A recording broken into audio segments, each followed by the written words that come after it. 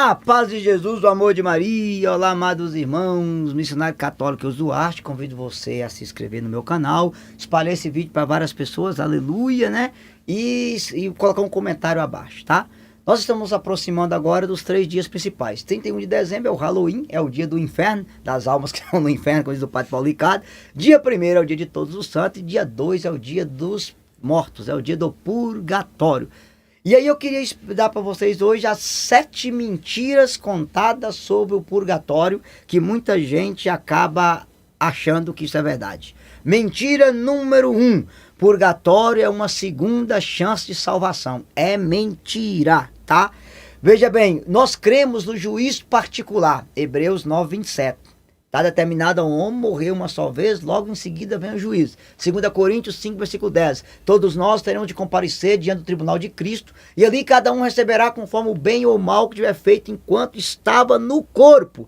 No juízo particular, nós somos julgados pelas decisões nessa vida. Depois de morto, não tem mais arrependimento. Está no parágrafo 393 do Catecismo. Não há arrependimento para o homem depois da morte, como não há arrependimento para Satanás depois da queda. Então, após a morte, ou você está salvo eternamente, ou você está condenado eternamente. Ninguém reza para morto ser salvo. O juízo particular não tem mais nada o que decidir. Ou a alma tomou uma decisão definitiva de amar a Deus com caridade no coração, ou uma decisão de odiar a Deus porque morreu em pecado mortal e estará separado para sempre dele. Então o purgatório não é uma segunda chance de salvação, não. Purgatório, as almas já estão salvas, ela é um estado transitório que não altera o destino de ninguém. É um lugar temporário de uma pessoa que já está salva, que vai para o céu, mas não atingiu a santidade necessária de contemplar o céu.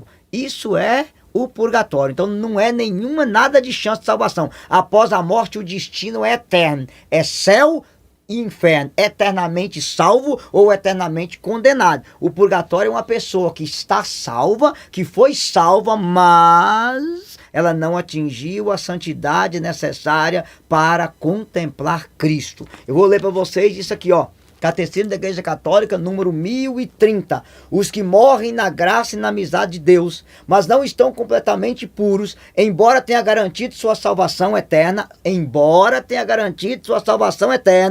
passam após a morte por uma purificação a fim de obterem a santidade necessária para entrarem na alegria do céu. Aleluia! A pessoa já está salva. A oração não é para morto ser salvo. Só lembrando aqui os irmãos protestantes, lá no século IV, Santa Mônica, aleluia, né?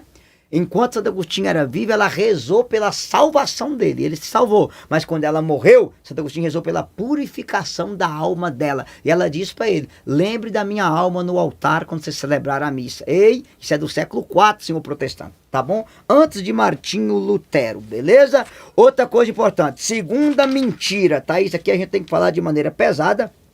Eu sei que algumas pessoas não gostam, mas purgatório não está na Bíblia. É invenção da Igreja Católica. O nariz de quem fala.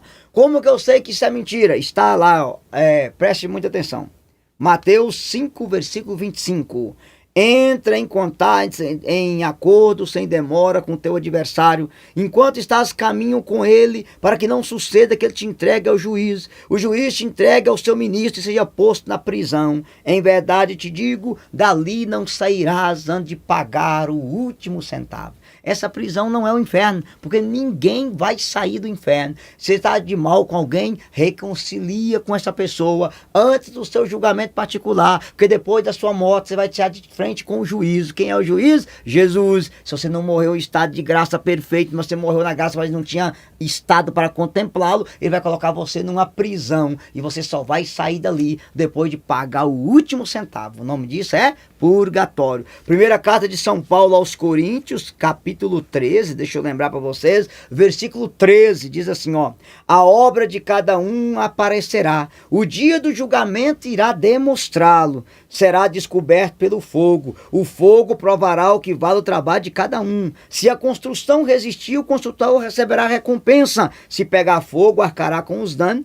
ele será salvo, porém passando de alguma maneira através do fogo. Tanto Origem, no século II, senhores protestantes, Santo. Santo Agostinho, São Gregório Magno entendeu que esse fogo aqui é o fogo da purificação, o fogo purgatório que purifica a alma após a morte, se ela não saiu daqui 100% em estado de graça, que dificilmente nós sairemos daqui 100% na graça. Outro texto legal é Mateus 12, versículo 31 seguintes, que Jesus fala que a blasfêmia contra o Espírito Santo não é perdoada nem nesse mundo e nem no mundo vindouro. Aí São Gregório Magno, lá no século V, ele vai dizer, se Jesus está dizendo que a blasfêmia não é perdoada nesse mundo e nem no mundo vindouro, há certos tipos de pecado que pode ser purificado no mundo vindouro, já que somente a blasfêmia, que é renegar a misericórdia, não terá perdão nem aqui e nem lá. E a partir disso aí ele também deduziu que os pecados veniais leves podem ser purificados no mundo vindouro, já que dificilmente nós sairemos daqui 100% santo. Aleluia! Terceira mentira sobre o purgatório diz assim, que é a terceira falsidade, né? O purgatório é uma maneira de ser salvo à parte sem Cristo. Mentira, tá? O catecismo, como eu li pra você, diz, os que morrem na graça e na amizade de Cristo, tá? Purgatório é o lugar, é a ocasião de encontrar a graça de Cristo para se purificar, para contemplar Cristo. Vou explicar a vocês de maneira simples, tá? Eu estou lá na minha roça tirando leite no curral. A minha namorada chega. Eu não vou sair lá fedendo leite, cocô de vaca e dar um abraço nela. Eu vou tomar um banho para dar um abraço no meu amor. O purgatório é o banho que você toma na misericórdia de Cristo para dar um abraço no seu eterno amor que é Cristo. Por quê? Dificilmente nós sairemos daqui 100% perfeito. E a Bíblia diz em Apocalipse 21, 27, Mateus 5, 8, Isaías 35, 9, que nada de impuro entrará no céu. Somente o que é puro. Dificilmente nós sairemos daqui 100% puro. Aí entra a realidade do purgatório. Então a pessoa que passa pelo purgatório, ela não se salva sem Cristo, não. Ela foi salva com Cristo, ela viveu com Cristo, ela morreu na amizade de Cristo. Ela não adquiriu uma santidade necessária para contemplar Cristo, porque dificilmente nós sairemos daqui 100% puros, tá bom? A quarta mentira sobre o purgatório é quando fala das indulgências, que algumas pessoas dizem, não, as indulgências são forma de comprar salvação. Misericórdia, gente, ninguém compra a salvação. A salvação é obra da graça de Cristo. As indulgências é para apagar as penas temporais do pecado. Eu vou explicar melhor. Eu vou deixar para vocês aqui uma pregação minha chamada O que são as indulgências, para vocês acompanharem. Eu vou postar ela para vocês. Tá bom? Mas eu vou explicar a você. O pecado mortal, ele tem duas penas. A pena eterna e a pena temporal. O que é isso? Eu matei um pai de família. É pecado mortal? Sim. Eu procurei um padre, me arrependi profundamente. Sou perdoado? Sou. Devolvo a vida para ele? Não. Devolvo o sofrimento dos filhos. Eu pago? Não. A esposa sem marido sofre? Sofre. A mãe perdeu o filho? Sofre? Sofre. Então, o que acontece? Isso se chama pena temporal. Essa pena temporal, ou eu vou pagar ela aqui, mediante penitência, mediante indulgência, ou eu vou reparar ela no purgatório.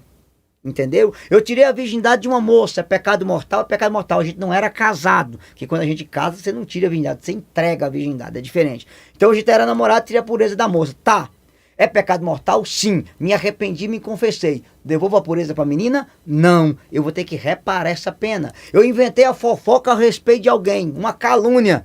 Me arrependi, sou perdoado no sangue de Cristo, sou da pena eterna. Mas a pena temporal eu vou ter que reparar, porque eu não vou conseguir mais limpar o nome da pessoa. Isso se chama pena temporal. Então, para que são as indulgências? A igreja, no poder de Cristo dada a ela, do sangue de Cristo, pelas indulgências ou obras indulgenciadas, você purifica a pena temporal do seu pecado. Indulgência não é compra de salvação, é mentira. Por isso que eu vou deixar um vídeo aí abaixo explicando vocês que são as indulgências.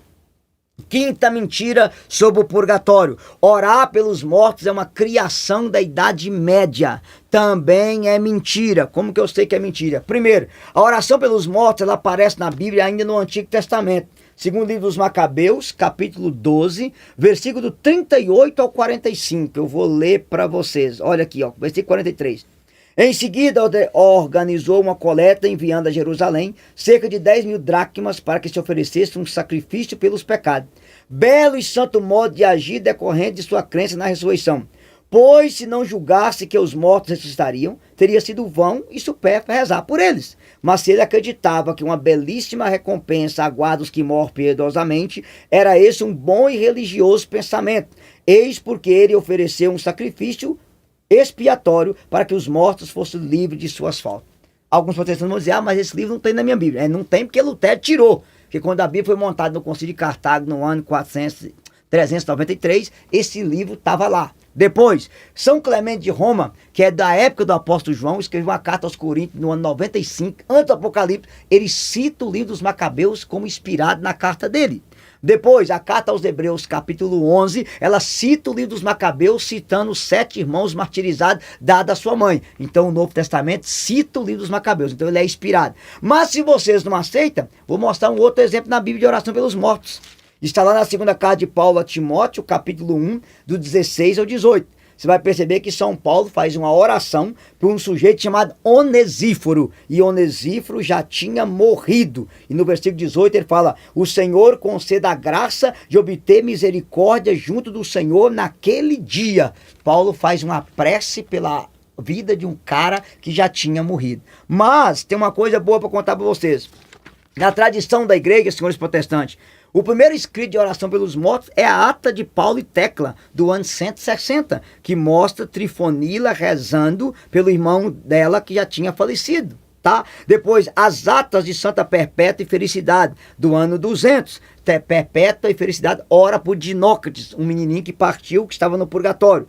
Depois, o bispo Hierápolis, no ano 180. Ele também constrói um túmulo pedindo oração pela alma dele. Aí eu posso citar Cipriano de Cartago, eu posso citar Irineu de Lyon, eu posso citar Didascalia, eu posso citar vários documentos do século I, II e III que tem a oração pelos mortos. Então, não é invenção medieval, é mentira, tá?